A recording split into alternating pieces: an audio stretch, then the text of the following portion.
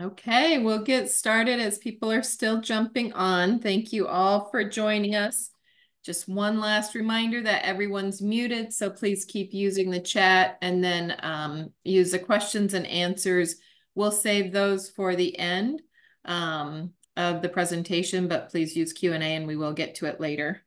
And a reminder that, because this question always comes up, the CEUs will be sent out early next week. So we'll be sending those out to everyone that was RSVP'd for this and attended. Welcome, glad to have everybody on here. I am Katie Rasmussen with Aurora Behavioral Health. Generally, Debbie Elder does the intro, but she's a little under the weather, but still coordinated this for us today. Thank you, Debbie.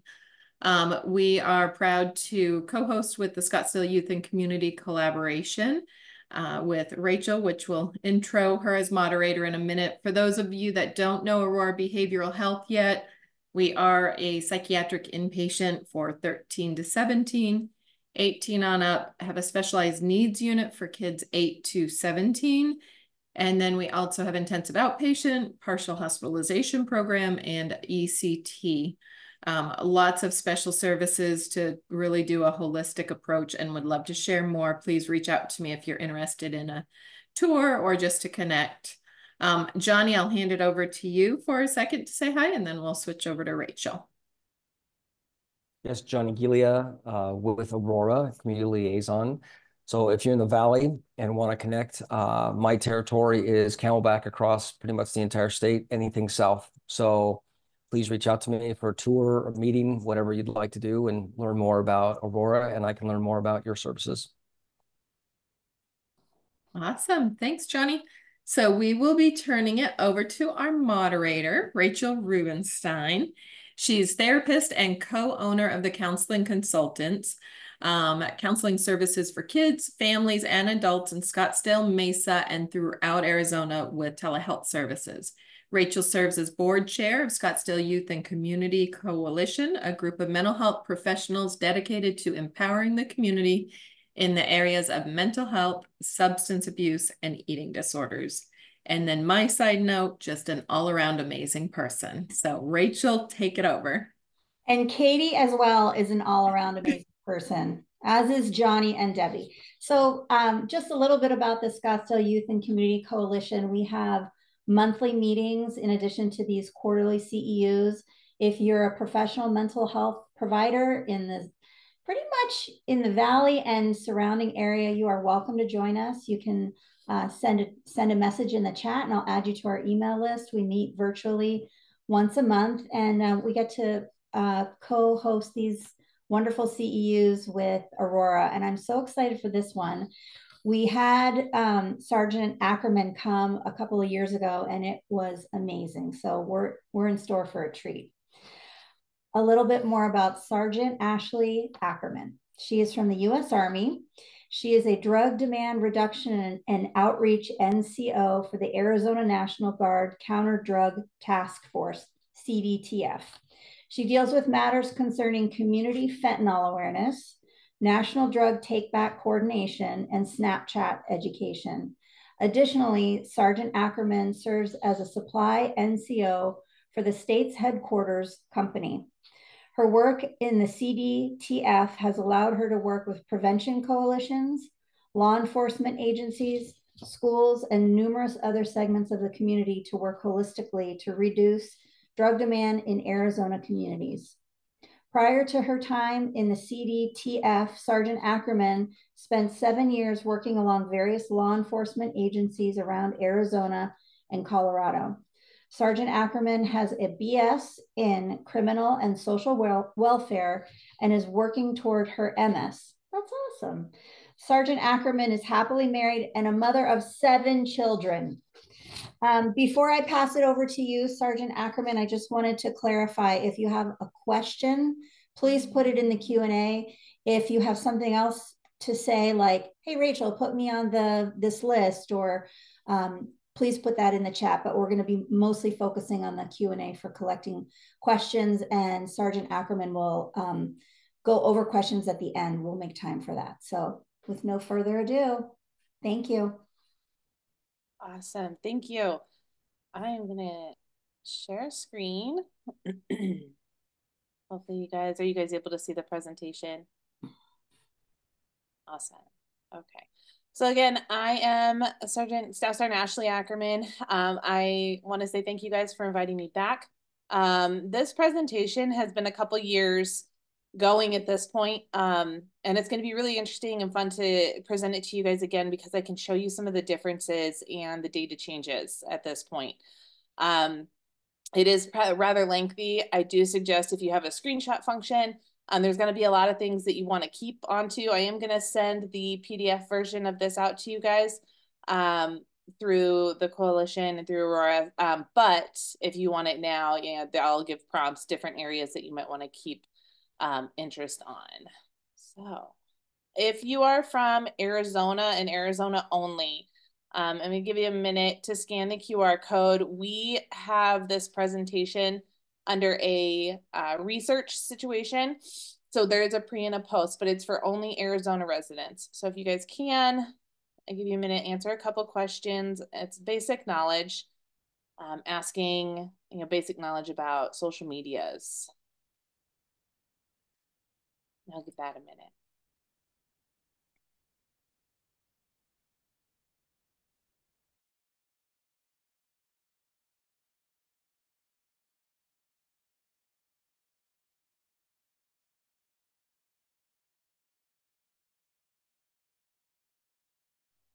Sergeant Ackerman, it's showing that the survey is closed. Oh, okay. They may have closed research, so then I'm not going to worry about it. If it's showing closed, I haven't been on it in a minute, so it's not through me. But we'll just skip through it then. All right. So my question for you guys to think about is, how do you guys think that our kids are obtaining marijuana, alcohol, prescription drugs, and other substances? You can put your answers in the chat. And I'm sorry if you hear a baby crying in the background. He is being babysat by grandma. All right. All right. Rachel, are you able to see some of those answers? Yes, I can. Social, older siblings, friends at school, the internet, friends, older siblings, family. All right. So what's interesting, a little piece of information that I came across this year. So the Arizona Youth's survey that we do every even year, I believe. Every other even year for 8th, 10th, and 12th graders actually came back stating that children are identifying that they're getting the substances that they're getting from home. Now, I don't want to confuse that with out of the medicine cabinet because I'm not talking about necessarily prescription drugs. We're talking more illicit substances. So when they're getting them from home, what's interesting about what I'm going to teach you today is how that perspective or that idea changes with social media. But they are potentially getting them from the home space. They're not necessarily getting them from, somebody on the corner or at the local gas station. It's not a outside entity like that so much anymore. So you will need to turn up your volume if you don't already have it up for this, because I can't control the volume on this video. Welcome to the newest trend in drug use. It's not new to your kids, though. Social media drug deals. Drugs being sold online through sites like Facebook and Instagram. Well, new tonight, 24 Hour News 8's Heather Walker in studio control with what parents need to know about this new trend. That's right, Brian, and it's popular because it's convenient, but some warn it's more dangerous than traditional drug buying because the buyer doesn't know who their dealer is. Most kids have a Facebook and Instagram to keep in touch with friends, but those accounts can also get them in touch with a drug dealer. A simple search for #Kush, codeine, or whatever drug they want will bring up thousands and sometimes millions of posts. So Twitter, Instagram, Facebook, WhatsApp, and TikTok, just to name a few, have the same potential for being dangerous in the hands of our youth. However, today we're going to talk specifically about Snapchat. A little bit into our agenda. The presentation, typically you can break it down into 3 sessions, but we're going to get it all out today. So throughout the presentation, we're going to explore all aspects of Snapchat. We're going to identify the application's origins, the appeal to our youth who's currently using Snapchat, how they're using it, the risks associated with using Snapchat. You'll see different perspectives from law enforcement, some personal encounters. You'll see, we'll talk about what we as professionals, parents, and caretakers can do to protect our youth. And then, but I do want to say as we jump into this presentation that it is not meant for anyone under the age of 18. So if there is anyone under the age of 18, I would say proceed with caution because we don't want to teach our youth how to do these things. So what is Snapchat and how do you access it? Snapchat was developed in 2011 by a group of Stanford University students. And since its development, Snapchat has expanded its capabilities and offerings to its users, rolling out multiple updated versions over the years. We'll discuss the features further in the presentation, but users can access Snapchat from any device that has internet capabilities. This includes, but is not limited to, desktops, laptops, personal computers, tablets, and cell phones. The application can be downloaded for free through Android and iOS Apple. So why is Snapchat so popular? So like other applications listed on the previous slide, Snapchat is a social media platform designed to connect families and friends through a photo taking, video taking function. However, the most appealing piece is that the user has the ability to use a self-destruction feature. Snapchat was developed and is marketed as a platform you can use to send messages, photos, and videos with a viewing timer. Once that time limit is reached, the photo deletes. For photos and videos, the user can set a timer upon the recipient opening the message, which gives them a 10-second view time. They can set different time frames for that view time. For the messages, the user can choose for the message to delete as soon as it opens or up to 24 hours, or they can save them on their screens. All content posted to an individual story is available for viewing for 24 hours unless the user changes that. And then promoting the self-destruction feature has built a false sense of security of anonymity in our youth. Because again, what better way to send messages to our friends that we don't want our parents or guardians to see? So in the next 7 slides, again, this is some imperative information about how Snapchat works. So this is kind of where you want to take those notes or screenshots if you're able to.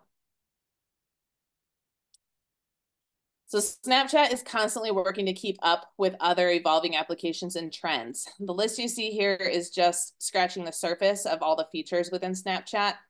We'll discuss some of the more pertinent today. So first I want to talk about is Snap Audio and Video. These features act similar to a regular audio call, such as iPhone's FaceTime feature. Users can choose to audio video call individuals that they have connected with or added to their friends list via the Snapchat app. The calls are not tracked within the application, but you can see them in the regular phone call history. Voice messages, photo, and video sharing. So these features operate similar to other applications with the caveat that the users can choose to, again, place those timers. The options range from 1 to 10 seconds or no limit. Once the timer is complete, the message, photo, or video closes automatically, and the recipient's given an option to hold to reopen.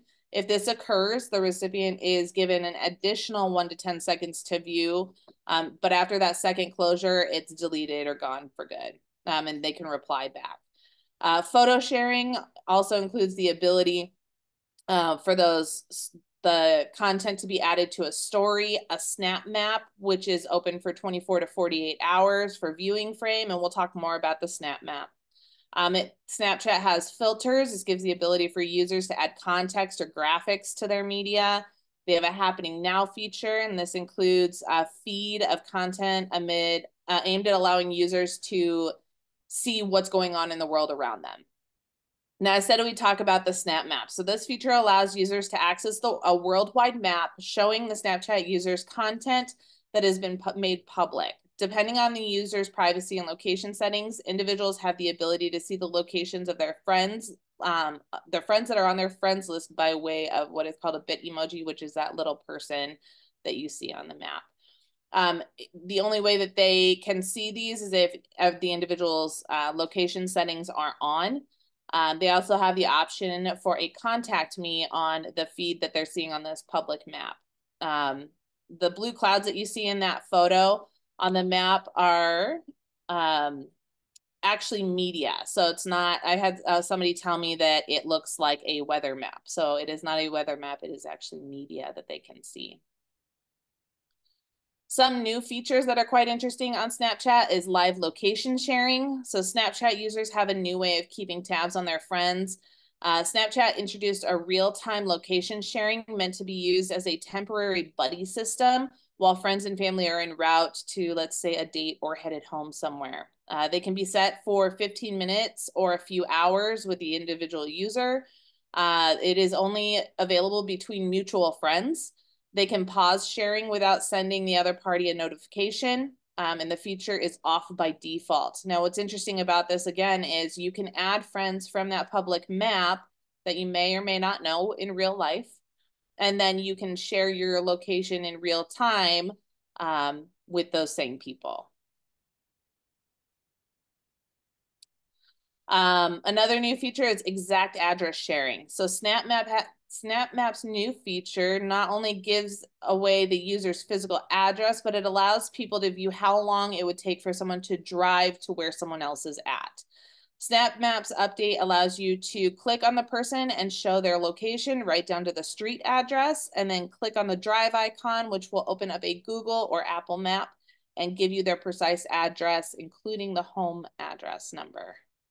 So you can get driving directions out of SnapMap itself. So I've been talking about SnapMap, and I want to talk a little bit about how it works. So upon opening the SnapMap, so SnapMap first was launched in June of 2017. When you first open up the Snapchat application, oh my gosh, it's a mouthful. It looks like a camera function, but at the bottom left, you'll see a drop pin button. Selecting this will open up that SnapMap, which is that second photo that you see. As you can see in that photo, the photos in the center, the SnapMap kind of looks like an aerial map, but there's some bit emojis that I mentioned in the past slides and some other circles. Those other circles show the content in the area, and they're usually popular areas like national monuments or areas where you're going to see a lot of people gathering for different things. The third photo shows what the SnapMap looks like as you zoom in. Here you can see Phoenix. The blue spots are, again, public content that's been posted to the map. To view the content, you simply have to touch the blue spot and it will start a reel feed or a scroll feed of that area. That final picture is, if you continue to zoom in, it starts to turn into an actual aerial view of where you're scrolling into, but that blue hue over the map is still public content. So you can still click on that, and it's content, when it's posted to this map, it asks you to post over the area that your phone is GPS locating to. So that content was posted in that vicinity at that time.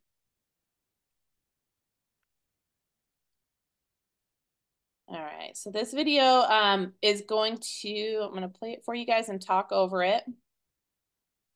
So once you select an area to view, the reel begins to show the public content. You can skip through the content by simply sliding right.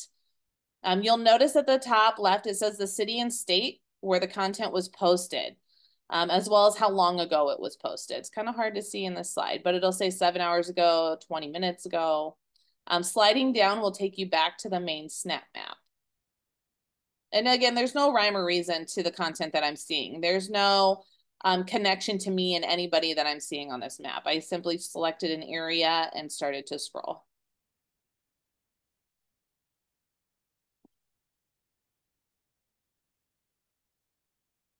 To post content onto the SnapMap, users take a photo of this using the Snapchat photo video button. After the photo is taken, you select the yellow send button at the bottom right. Next, it'll open up and let you select where you want to post that content. The options include your personal story timeline, which is similar to the other applications that your friends can see. You can post it to that public SnapMap, or you can select a group of friends to send it to. When selecting to add content to the Snap Map, you will see that blue button at the bottom right.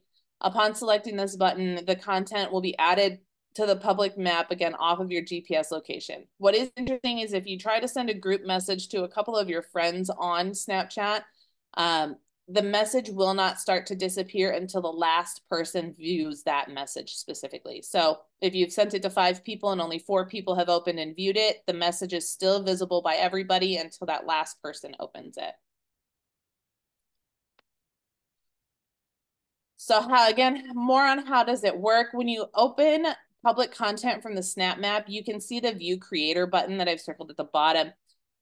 You have the ability to contact the individual who posted this content. So this is how our youth are connecting with individuals they otherwise would have never known. Adding a friend from Snapchat does not require you to add them by phone number to your regular device. It also does not require that you have contacts in common. So again, there's nothing saying that, you know, I know somebody who knows this person.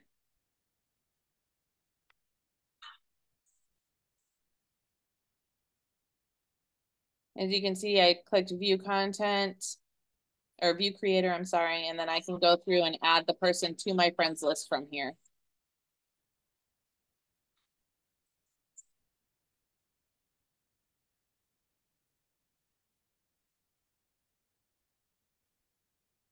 So knowing the indicator or status indicators, Snapchat has implemented a way to indicate a user's status within their conversation. Emojis are added next to the user's name when certain milestones are met. The number next to the emoji indicates the number of days the milestone has been met. So I'm going to give you guys an example of kind of what I'm talking about. If you see, so again, these are all screen names on the left side of your screen. These are not necessarily their Snapchat handles. These can be changed to whatever the person wants it to say. But next to their name, if you see a fire emoji, let's say on your youth's phone, this means that they are on a snap streak. They have sent a Snapchat to this person every day, and they have snapped back, which increases with the number of days that happens. A smiley face is another it means it's another best friend of yours. So you send this person a lot of Snapchats. They're not your number 1 best friend, but they're up there. Now, what's interesting is if you look at these descriptions, you can tell that they are marketed towards our youth. Because I'm in my 30s and I don't refer to number 1 best friend or the most, the person I talk to the most. But the reason that this is important to understand is because if you're looking at your youth's phone, and you see that they are on a snap streak with somebody, and then maybe you come back a couple days later and they have the hourglass, that means that they've slowed down that communication with that person. So you can use that to strike up a conversation to say, hey, I noticed you were talking to this person a lot, now you're not. Did something happen? Or you see a new friend that they stopped talking to. All things that help you strike up those conversations. Color-coded icons. So Snapchat uses the icons beneath usernames to show the status of the most recent messages sent or received. What's interesting about this is every action that you take within Snapchat is coded by these little icons. So when you take a screenshot, it shows a different icon. When you replay a message, it shows a different icon. So again, these are one of those slides that you guys want to kind of keep for reference because there's no way to, in my opinion, to memorize them all necessarily unless you're on the application all the time.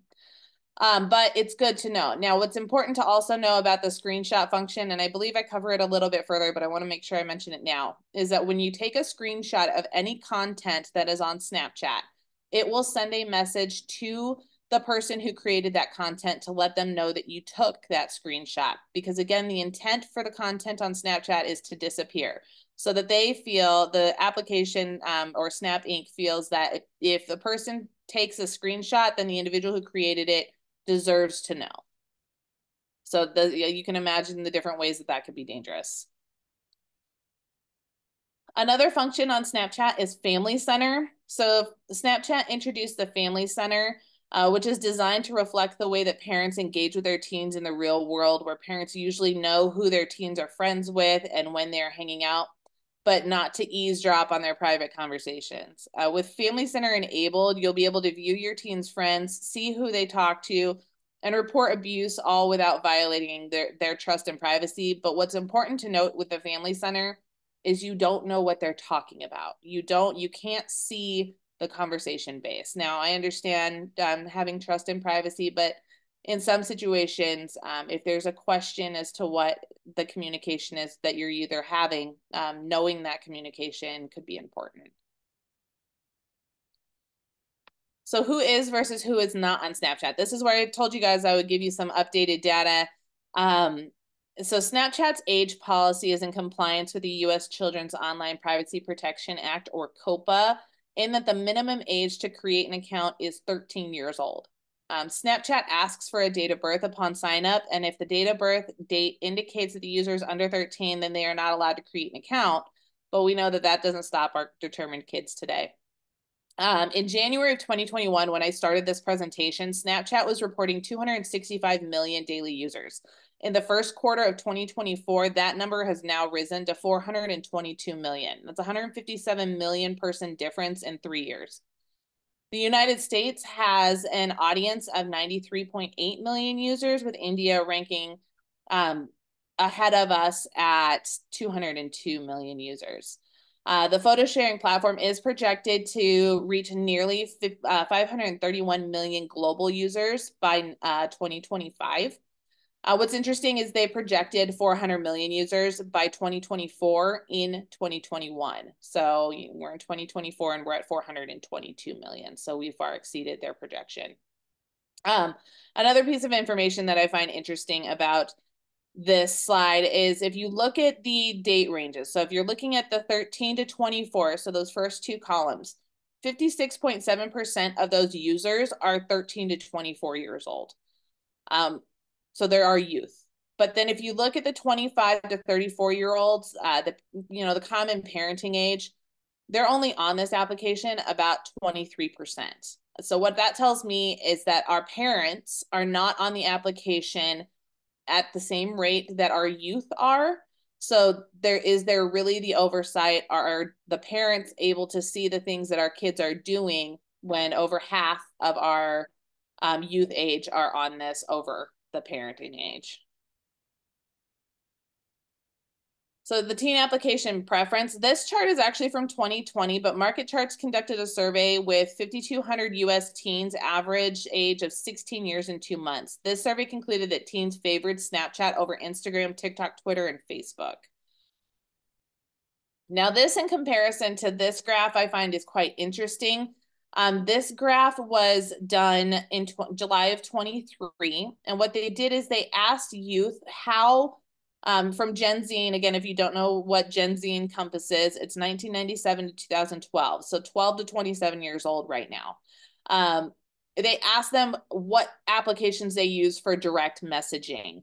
And as you can see, between Instagram and Snapchat, they're pretty close. So those are the top two applications that they're using for a direct message conversation base. So they're not, the TikTok is more for entertainment based, not necessarily conversation based, but your top two are Instagram and Snapchat.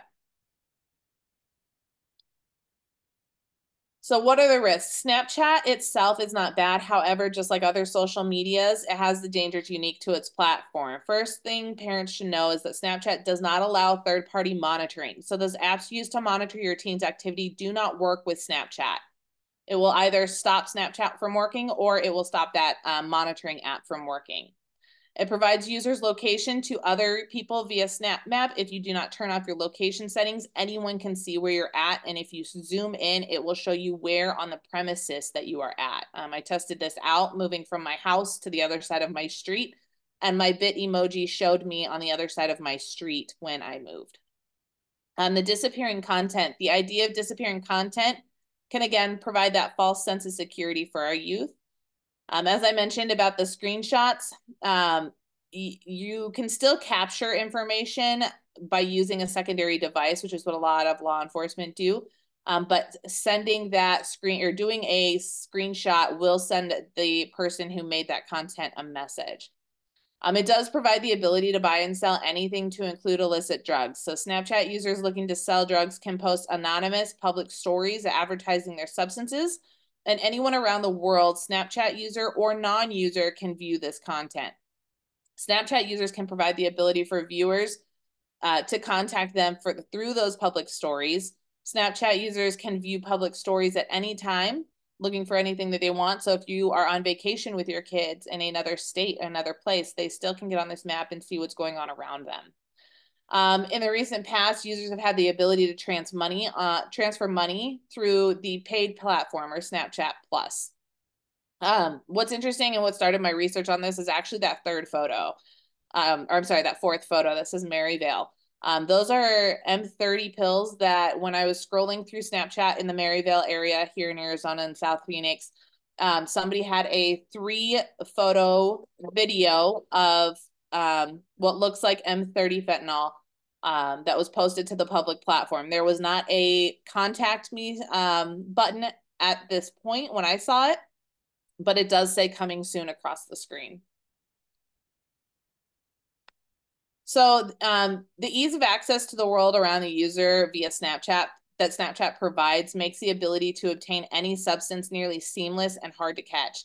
If you don't know what it is that you're looking for as a caregiver. In this short clip, you'll see a reporter who establishes a fake Snapchat account with the intent to see just how fast she can get illicit substances.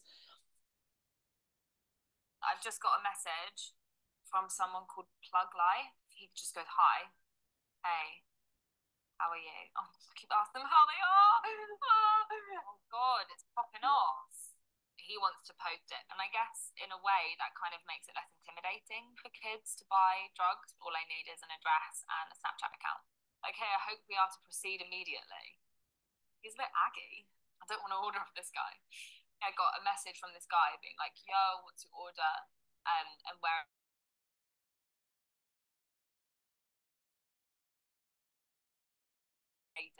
And I said, "Hey, I'm in London," and he goes, "Your order, and what's your address for drop off?" That literally took me 5 minutes, and I could already be going to pick up some drugs.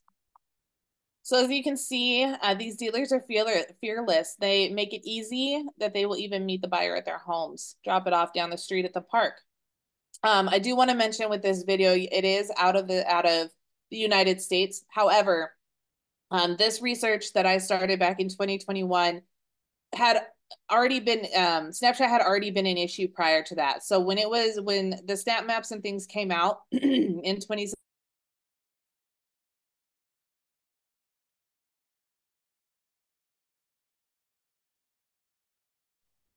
We're having some technical difficulties. Sergeant Ackerman, you froze. The wonderful parts of technology, and then talking about the kind of scary parts of technology. If everyone will just hold on for a second, we'll get Sergeant Ackerman back.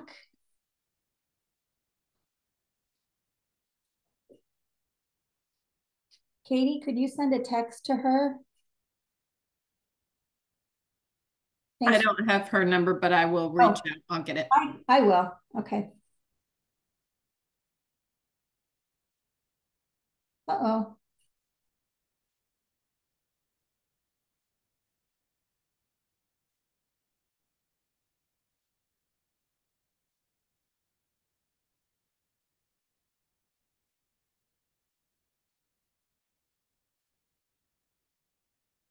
Now might be a good quick restroom break if anyone's needed as we're getting her back online. Sorry about this. That's a great idea.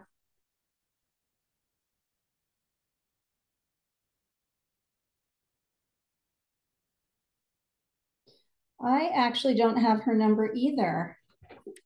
I'm reaching out to Debbie to see if she does.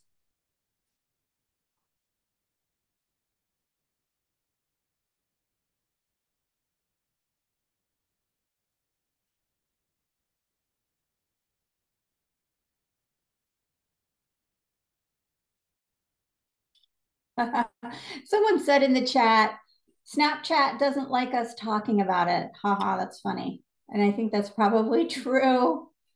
If you want to put in some questions in the Q&A about what Sergeant Ackerman has been talking about, we can talk about them when she gets back on. I know that being not from this generation, Snapchat is very foreign to me. When I have a client in my office and they're talking about all the things they do on Snapchat, It's a hard time for me to understand. So we're happy to gather questions and answer questions in the Q&A. And it looks like Sergeant Ackerman is coming back, which is great news. I am so sorry. I don't even know what happened. We're just glad you're back.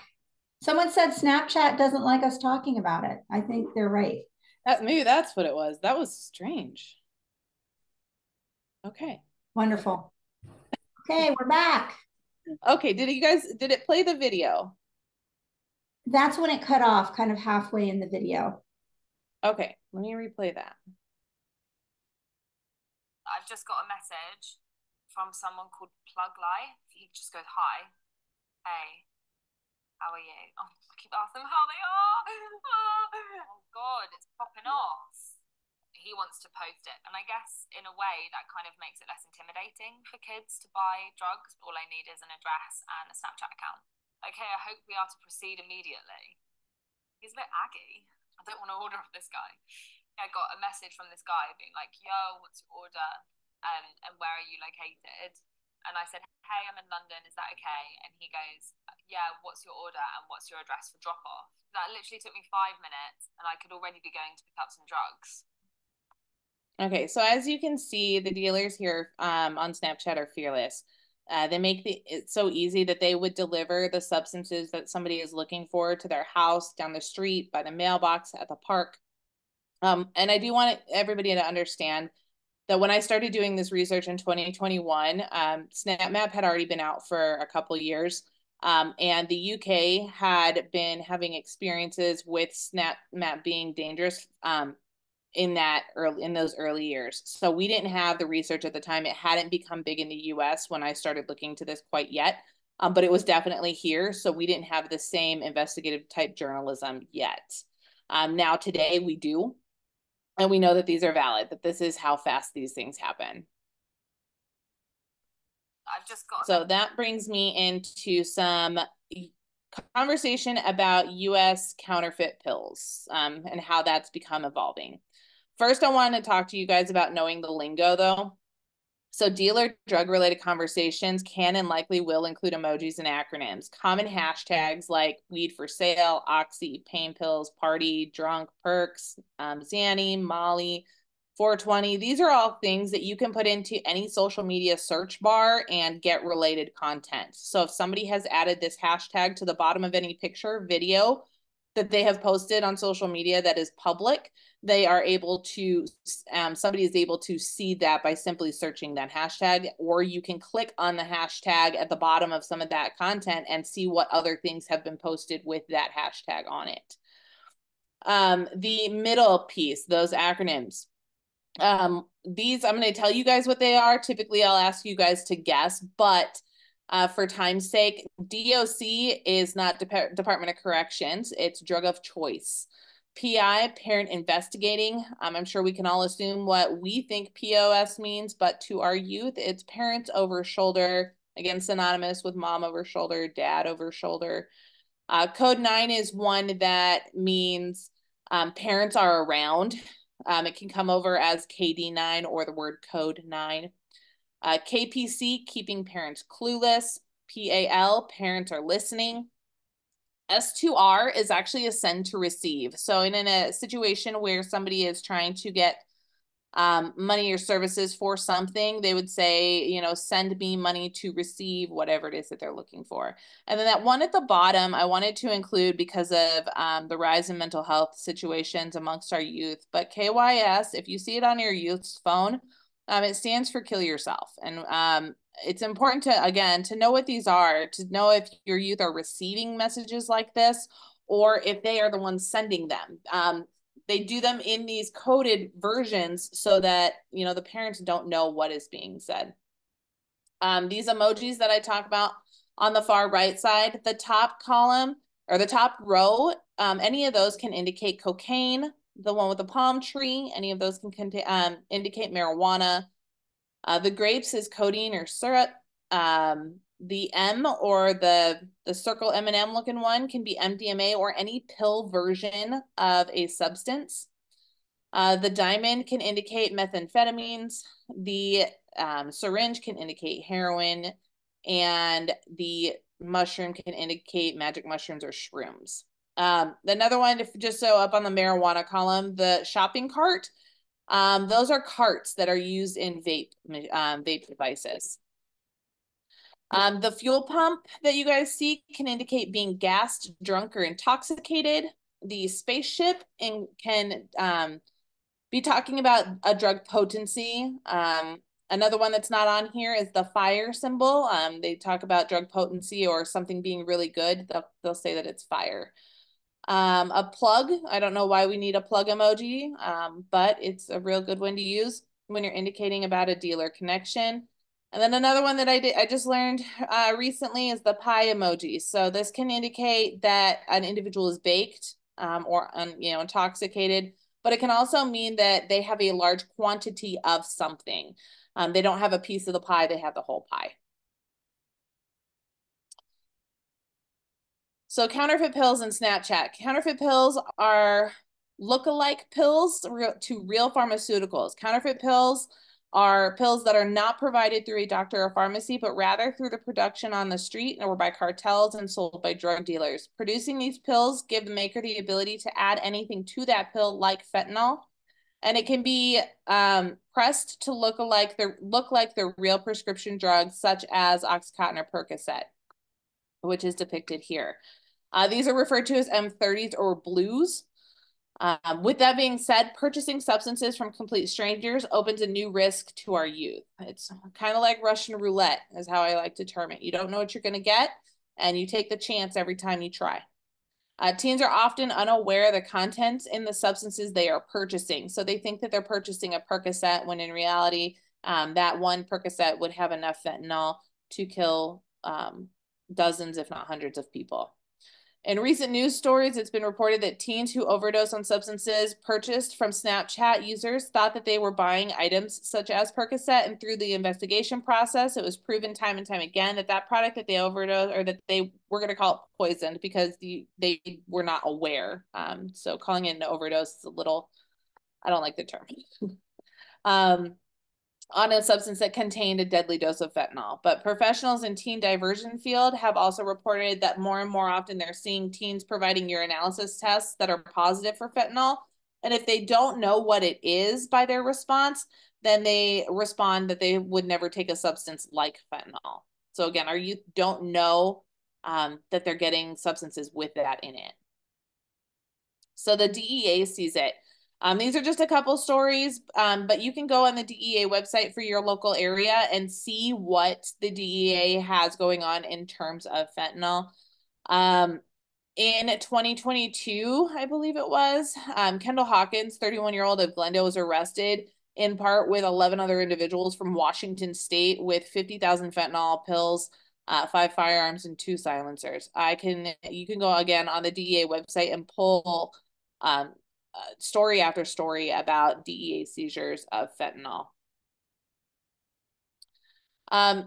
Law enforcement locally are seeing the problem. These stories are from 2021. But what's interesting, and the reason that I keep them on here, is because the diversity that you're seeing them being transferred in. So that middle picture, that's a regular ice chest cooler that they seized this at the border. Inside was a bunch of fish, so you couldn't smell anything, or they thought you couldn't smell anything, but it was lined with fentanyl M30s. The other picture that you see on the far right, that actually was found in a thrift store by a family. They found this toy for their child, took it home, disassembled it to wash it, and when they did so, they found fentanyl stuffed inside.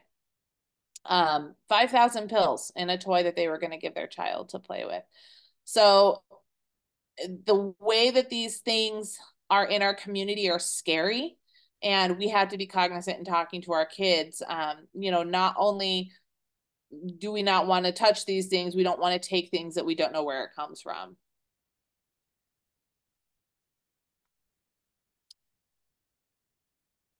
Counterfeit or fentanyl-laced M30s are now coming in a variety of colors. So they're not just the M30s or the blues that I had mentioned earlier. They'll come in a rainbows of colors. These are known as rainbows or Skittles on the street. And so if you hear your kids talking about that, you can ask them these questions. You know, this is all things to help you guys start conversations with your youth. The Arizona High Intensity Drug Trafficking Area, or HIDTA task force, has devoted a significant amount of time towards the evolving social media, Snapchat, Instagram, and Facebook. So they are on these entities with undercover officers doing the investigations to try and catch these individuals. So general risk for teens and substance use. So trying illicit drugs increases the chances of overdosing and or forming an addiction, even if it is their first time use. Illicit drugs such as fentanyl are proven to have detrimental long-term effects on young adolescent brain development, growth, and overall health if it doesn't take their life on that first use. So you guys, this is the point of all of this. Our youth are dying, and part of the reason is that they have the ability to get anything they want. They have low perception of risk related to substance use, as seen in the Arizona Youth Survey data. And finally, they don't know what it is that they're getting. This story is actually from 2020, but I keep it in here because it's very personal. This is Ivan Aguirre. His uncle, Paul Aguirre, he was a recently retired Air Force colonel who commanded my team with the Arizona National Guard Counter Drug Task Force. Retired Colonel Aguirre was my commander when I started on this team. He spent many years working in drug prevention, but that didn't stop fentanyl from having a devastating effect on even his family. This is his nephew, who took what he thought was a Xanax during his ASU finals, and he was stressed out, and it turned out to be fentanyl. His friend took a pill at the same time, and it did not, his friend did not pass away, but Ivan did. Snapchat drug sales are not only, again, an Arizona problem. I'm sure you guys in other states are aware. It's steadily becoming a massive problem across our United States. You can see these stories are from various different areas around the US.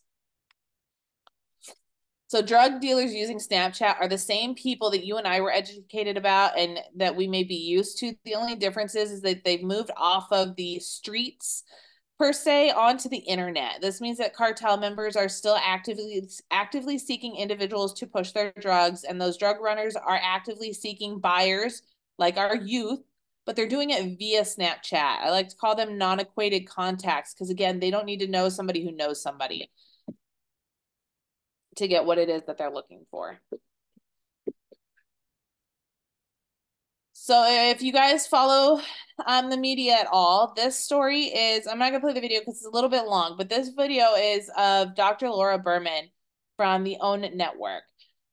She discovered her 16-year-old son had overdosed in his bedroom while under quarantine due to the COVID-19 pandemic. And through investigation, a friend of the teen came forward to the police showing a screenshot sent by the child to the drug dealer, sent by the child to them of the dealer's menu via Snapchat. Police explained at the time that this was happening everywhere and it's extremely hard to track down the buyers. Snapchat aids law enforcement by way of deleting the account right away, but not necessarily identifying the owner of that account.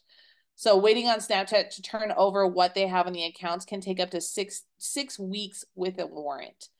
Due to federal laws, Snapchat is safe from being held liable for anyone's actions when Snapchat is used as a means or the vehicle of that communication. There is currently a lawsuit from multiple families in this situation, trying to hold Snapchat responsible for the death of their children because their children may have never known the person that gave them the substance that killed their child, had it not been for this platform. On June 22nd of 2020, at 9 a.m., 14-year-old Alexander Neville was found in his room, unresponsive by his mom. Through investigation, it was found that Alex had gotten what he thought was an Oxycontin from a drug dealer on Snapchat. Police had explained that this is happening everywhere. It's extremely hard to track down the buyers. Again, I'm going to try and play this one. Hopefully it's not too long, but this story is actually personal as well. This mom lives here in Arizona, and she's doing a lot of work, both locally and nationally, against Snapchat and fentanyl. We're not going to go all the way through the video. Fentanyl poisoning is real, and it's destroying every community. It's destroying all kinds of families. It's leaving a lot of people without their kids. My name is Amy Neville, and I lost my 14-year-old son, Alexander Neville, on June 23rd, 2020, to fentanyl poisoning. Alex was a very passionate kid. He loved to learn things. Civil War was his favorite period in history. He learned about it from a very early age. And, you know, we would have birthday parties. He would take friends to Civil War reenactments for a birthday party. That was his idea of a good time when he was in elementary school. He was always a Cub Scout. He started off in first grade as a Cub Scout, all the way through was a Boy Scout. He definitely was a skateboarder. He loved to skateboard. He loved to learn as much as he could about whatever subject he was passionate about. And he would carry that passion for a good year or two and educate everybody around him about it. He was a very caring brother to his sister, Eden.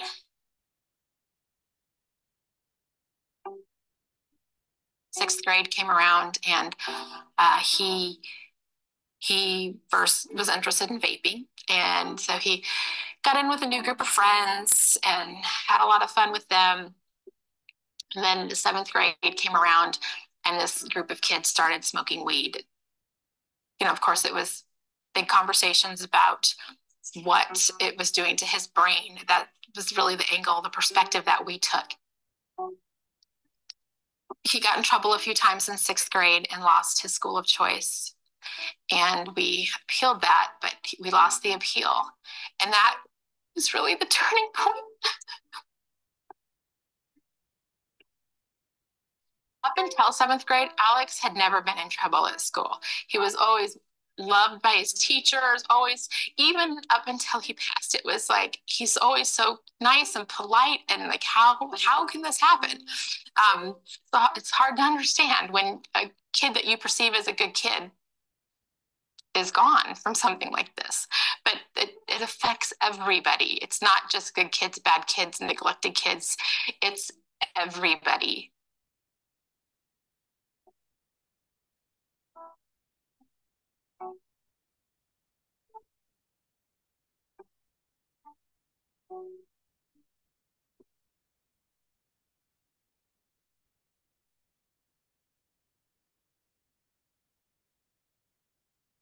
But on June 21st, late in the evening, he did come to us, and he's like, I got to talk to you guys. And like, sat us down at the kitchen table and proceeded to tell us how he had been taking pills over the course of that week to 10 days. And how the pills had really gotten a hold of him, and he didn't understand why, because again, he's a researcher.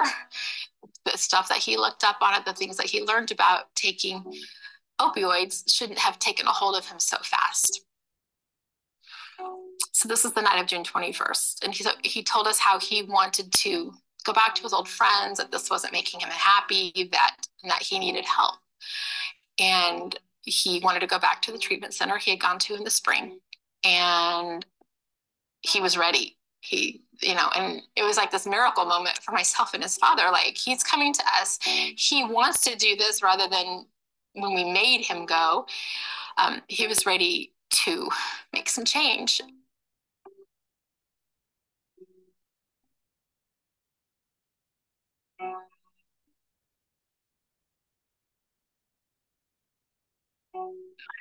The morning I went to his room to make it. I knocked on his door. As soon as I touched his door, I knew something was wrong. Like, there was no energy there. It was like a weird feeling. I knocked on the door, and he didn't respond.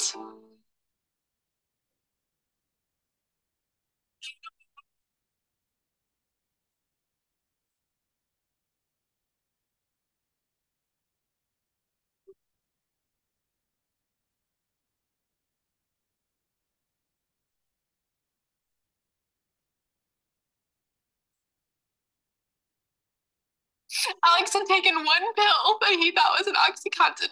One pill.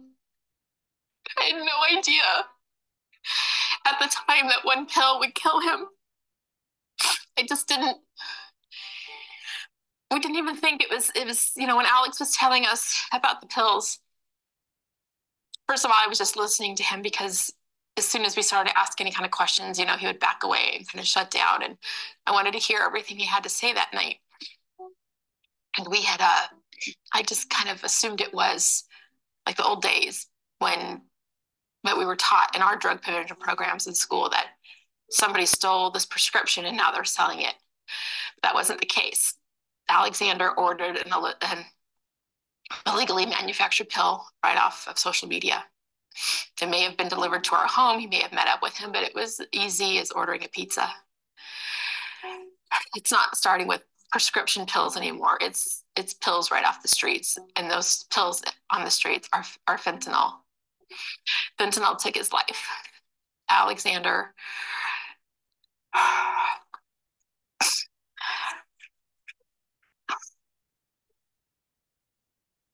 Alex didn't want to die, and he was very clear about that on June 21st.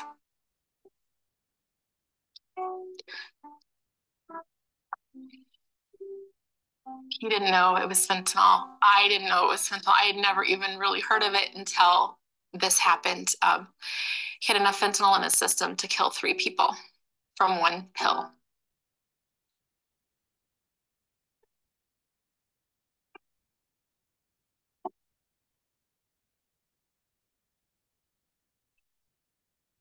Some people might look at this and say it's an overdose death, but to me, it's fentanyl poisoning. Alexander was not an addict in the traditional sense. Alexander was in this experimental phase. And this experimental phase is killing a lot of our kids right now. The reality is fentanyl isn't any pill. Any illicit pill that you purchase is fentanyl. It is not OxyContin. It is not Percocet. It is not a Xanax. It is fentanyl. And that is something that needs to get drilled into everybody. It's just way too easy for them to get these things. And yes, we need to talk to our kids, but it's more than that. It's keeping tabs on them. It's checking out their room. It's, you know, we want to give them, it's hard because we want to give them their privacy, but at the same time, we want to be in their business. So I think it's probably different family by family. Of course, I can look back at the situation and think of 1,000 things we could have done differently for Alex. But right now, I can only help. So with that, guys, I know that was a lot, but I found it really important to share. If you know Amy, you know a lot of the amazing work that she's done since losing her son. But what can you do? So first and foremost, my advice would be easy on yourself, but remain honest with yourself. Many caregivers don't know to what extent social media may have on their youth's lives. Keeping up with social media trends, it's hard. But you can do that by talking to your kids, talking to your youth. Create your own social or your own Snapchat account. You know, I don't promote kids getting on Snapchat, but if you already have them on that application, if you know they're using it already, create your own and become their friend. Follow the same groups that they follow. Be honest with them though, and tell them what you're doing, because this will help them trust you rather than think that they're being spied on by you. You know, tell them, one of the things I talk about that's so funny to me is I'll see things on social media and then I'll bring them up to my child, different trends that I see to see if they know what I'm talking about. And their face when they realize that I know something that they know is hilarious. You know, there's a baseball sports themed one, Hey Brother or something like that. I can't remember it off the top of my head now. Oh, what's up, brother? And there's a whole saying to it. And when I said it to my 15-year-old, he just laughed at me and said, how did you know that? So just knowing their trends and talking to them is important. Knowing their lingo as well. It's important to talk internet safety. Talk to your kids about turning off the GPS capabilities. Adjust privacy and location settings on all social media platforms to off, and do not add or explain to them about adding people that they don't know in real life. Not giving out personal information such as their last name, family member names, to school they go to, their address, a place they may work at. Explaining to them that it's important to be aware of their surroundings when they're taking their pictures. You know, my situation, I'm in the military. If my child takes a picture in front of my uniform, it becomes a target. So you have to explain to them that they have to be cognizant of their surroundings. Talking to them about agreeing to link up with people that they meet online. Empowering them and explaining to them that they should notify you or someone that they trust if they feel threatened or unsafe. Again, it doesn't necessarily have to be a parent, but another adult. It could be, you know, their school resource officer, a teacher, a counselor. And then showing them that they have the ability to anonymously report the things that they see that are inappropriate or unsafe, because they do know, they do understand if something's illegal or suspicious, and they have the ability. What's interesting, and I'll show you in this photo, on that photo on the far right, Snapchat knows the content that's on their platform because they have specific categories that follow that content. This doesn't take away the need to talk to your youth. Again, have open, honest conversations with them and have them often, because it's going to become your most powerful tool. So before approaching them, though, you want to ask yourself, is my child at risk for using substances? Do their friends use, or have they used? Do they understand the risks of alcohol and drug use? And what would make them want to use substances? It's important to know their stressors. These can be as simple as being late to school, homework, tests, or graduation. But their stressors can look similar to yours and mine. They could be stressing about family financial situations, violence in the home, their parents divorcing. And it's important not to discredit those big stressors that they may be feeling or having. When talking to your youth, you want to avoid those yes or no questions. Try asking questions that are open-ended. You know, things like, I saw the post on your stories, looks awesome, or tell me what happened at your event yesterday at school. Know who the cliques are, who the different groups of friends are at their school. If they do identify a stressor, try talking through that with your teen without trying to fix or solve their problem right off the bat. Chances are they're going to talk to you about it, and at the end, they're going to ask for your idea on how to solve the problem. But if you try jumping in right off the bat and fixing their problem, they may feel like you're not letting them handle the situation. So just talk through it with them rather than trying to fix it right off the bat. You still need to monitor, just like in the past. Know who they're talking to online. Are these people that they know in real life, or are they virtual friends? Ask what things mean, and if you don't understand what it is that you're seeing, Google it, research it. You'll find some very interesting answers, and take those answers that you find and ask your youth, hey, I saw this. Is this what this means? Know what the drug deals look like. I'm going to show you 3 slides. These are actual slides from actual investigations here within the Valley. The dealers post photos of the money they are making, the guns they have that they are selling and using. These are some of the menus of the things that they sell. Again, you can see some of those acronyms and different emojis on these ads. Here's a good one of the menus that they use. Again, all of this can be anonymously reported too when somebody comes across it. It's important to make a game plan. So despite all of your efforts, your youth find themselves in a sticky situation. You want to work together with them to come up with a game plan. Emphasize that simply saying no is okay, and that majority of their kids their age, they do say no. Allow your teen to use you as an excuse to get out of a potentially bad situation. For example, your teen finds himself being offered a pill from a friend. They can tell them, no, man, I'm good. My dad just texted me. Hold on. If I don't answer, he's going to get mad. And the child calls dad. Dad answers, says, what's up? The child says, I got your text. I totally forgot to feed the dog. Dad's response is, that's the 3rd time this week. You need to get home. The child then can hang up the phone and say, or before hanging up the phone, can say, oh man, Dad, I'm hanging at the park with everyone. Do I have to come now? Dad's response is, yes, come now. And that child can hang up and tell his friends he has to go. What's important here in that situation is there's not a dog in the home. But the dad knew when the child said, I forgot to feed the dog, that he was in a situation that he needed dad's help to get out of. This allows that child, again, to make you the bad guy to help get them out of a situation where maybe they don't want to tell their friends that they don't want to participate. If your teen plans to leave the house, get the location of where they're going, a phone number of at least one friend and that friend's parents. Again, having all of this information can only help in the end. Be and stay proactive. Constantly remind your youth that they have a strong support system. Actively listen to their thoughts, comments, and concerns. Understand the resources available to you and your youth through places like the Governor's Office of Youth, Faith, and Family, the High Intensity Drug Trafficking Area, the DEA. They all have parent talk kits that you can download online to help you strike up those conversations. And again, develop a parent and youth contract outlining rules and expectations when it comes to the use of being online or their cell phones. Know what to look for. Be awake when your youth get home, because what better way to see how they are when they get home from their friends than being there in person. You know, you can smell if they have something on them as far as an odor from alcohol or substance use. You can tell by looking into their eyes. How do their eyes react? You can tell by their behavior. Are they, you know, super hyper? Are they down?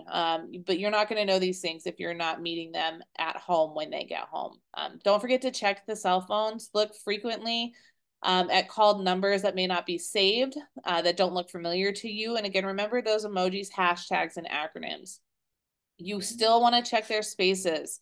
The limits you set with your child don't stop at the front door or their bedroom door. If you have a cause for concern, it's important to find out what's going on. So be prepared to explain your reason for the search, whether you tell them or not about it beforehand. You can let them know that it's out of concern for their health and safety.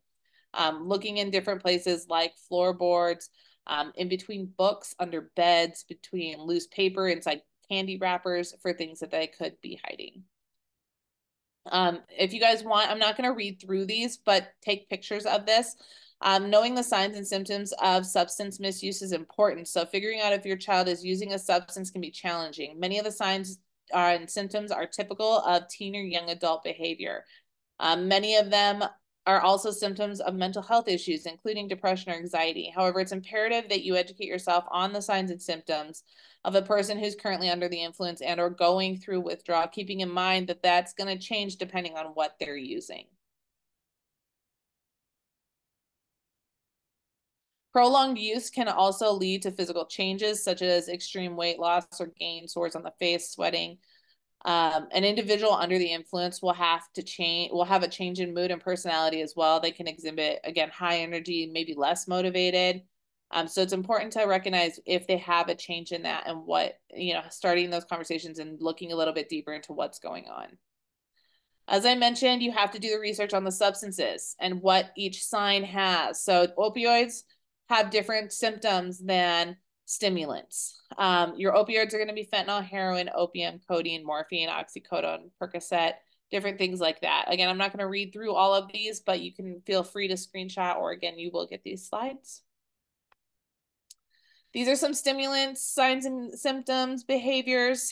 This is going to be methamphetamine, cocaine, ecstasy, Adderall, Ritalin, Concerta, or steroid-based substances.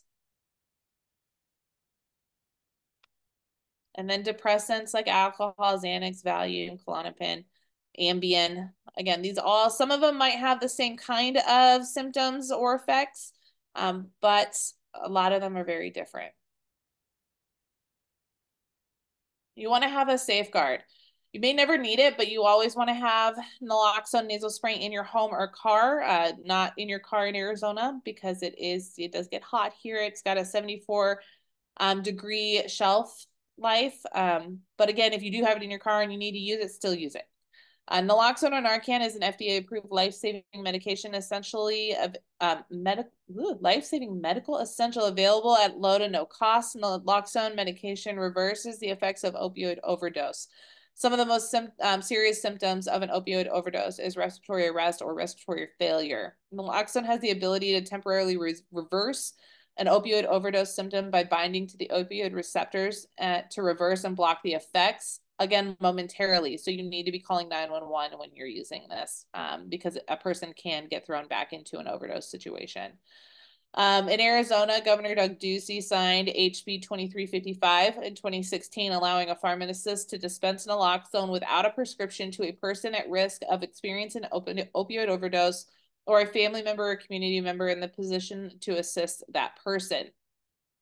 A common analogy that I use is you want to have aspirin in your first aid kit in case of a heart attack situation. Well, you want to have naloxone in your first aid kit because, again, you may never need it, but what happens if maybe there is a teen that's found unresponsive, or if you have an elderly family member who accidentally took too much of their own medication, or if you have a small child who finds medication that's not theirs. If it's an opioid, this will help. Naloxone is safe to use in the home around children. If they get into it, still take the appropriate precautions like contacting your pediatrician or poison control. However, naloxone only reacts if there is an opioid in the individual's system. Naloxone nasal spray is simple to use. The instructions are on the box, and it is a peel, place, press system. You want to talk the law with your kids. Educate your youth about the Good Samaritan law and what Good Samaritan law as it applies to your state. Arizona's was passed in 2018.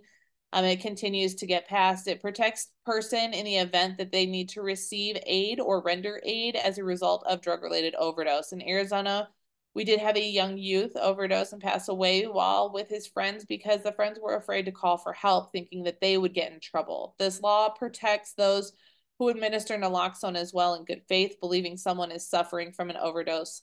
Again, this is to make sure that we can get help for an individual when they were with people who may have also used, may have substances on them, or the law enforcement may find in lieu of helping somebody else. This is so that it doesn't deter them from getting help. What if it's already happened? So what if you are realizing your teen or young adult is already using substances?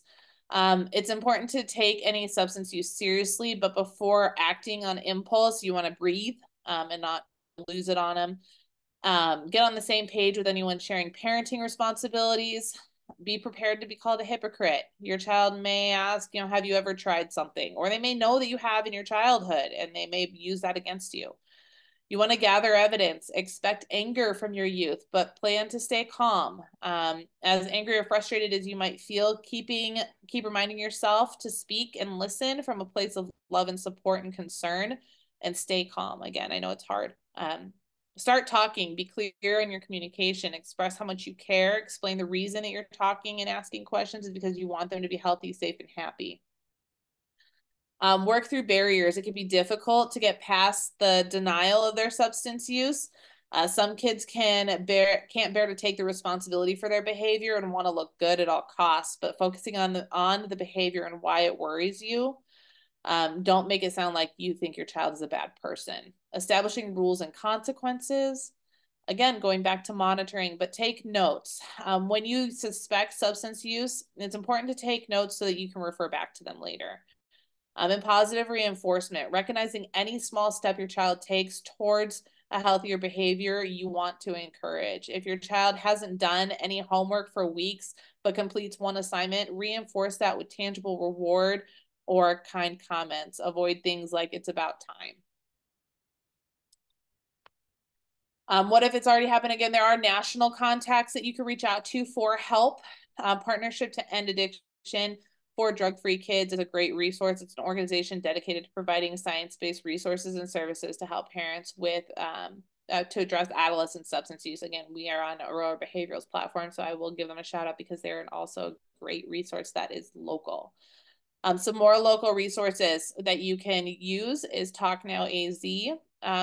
naloxoneaz.com. This can help you find local naloxone distributors. Your coalition is a naloxone distributor through Arizona Department of Health Services.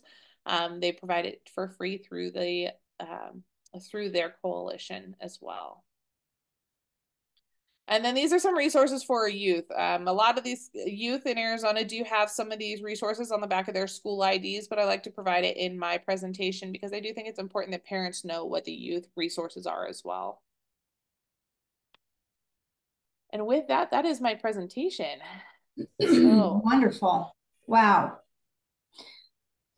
Thank you, Sergeant Ackerman. I'm gonna ask you a bunch of questions in no particular order that I wrote down or that are in the chat. The first one is, can Narcan be in the fridge?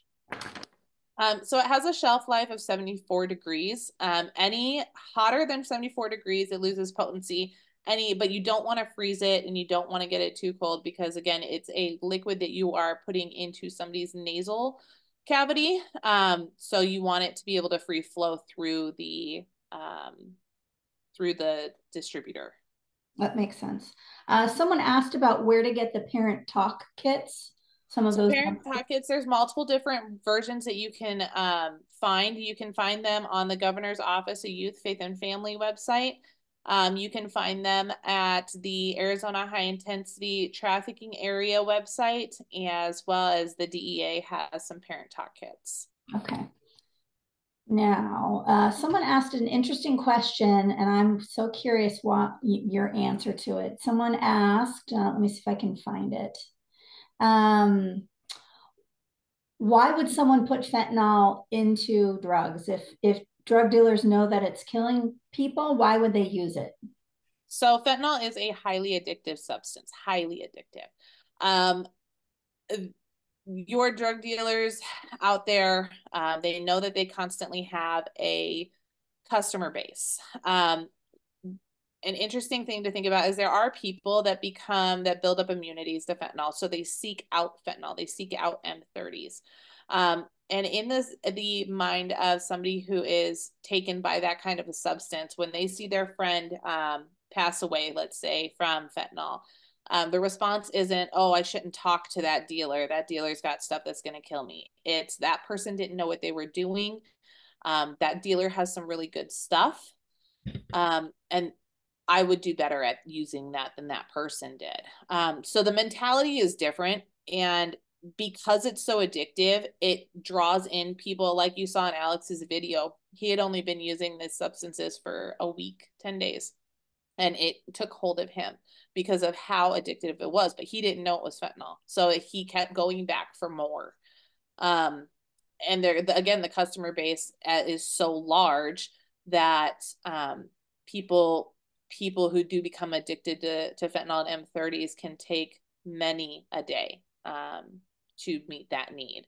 And you never know how much fentanyl is going to be in those pills. So they are essentially playing Russian roulette with each time that they're doing this. Someone asked if you could go back to the last slide with the resources for youth. Yes. And then someone asked if there's a glossary or page with all the icons and what they mean, kind of like a cheat sheet. It will be in the PowerPoint that I send you. And I will try and I'll include the breakdown with the ones that I told you guys. If you guys come across any with your youth that maybe aren't on what I showed you, like I said, you can search it in Google. Sometimes the response will be correct on Google. Sometimes it's not going to be correct, but it'll give you that conversation base. Okay, great. Someone asked early on in your presentation, can Snapchat be made to delete after a certain time while it's running? For example, can someone save the information or photos and then run them themselves? Yes. So there's a way. So anytime anything is screen recorded or screenshot, it tells the person who made that content. Now that person can then take that content and repost it as their own, or use it however they want to use it. But as far as Snapchat using content, unless they are working with the Snapchat platform as an influencer, that content is not necessarily like a free form per se. The app itself, everything that is put onto the application does become property of Snapchat based on their application. So you are giving your individual created items to Snapchat when you post on their platform, and they can technically use that at their own will for ads and different things of that nature. But as far as content that you're posting and somebody else that's not affiliated with Snapchat taking it, they do have the ability to screenshot or screen record and post that way. Someone asks, are schools mandated to provide education to kids and parents?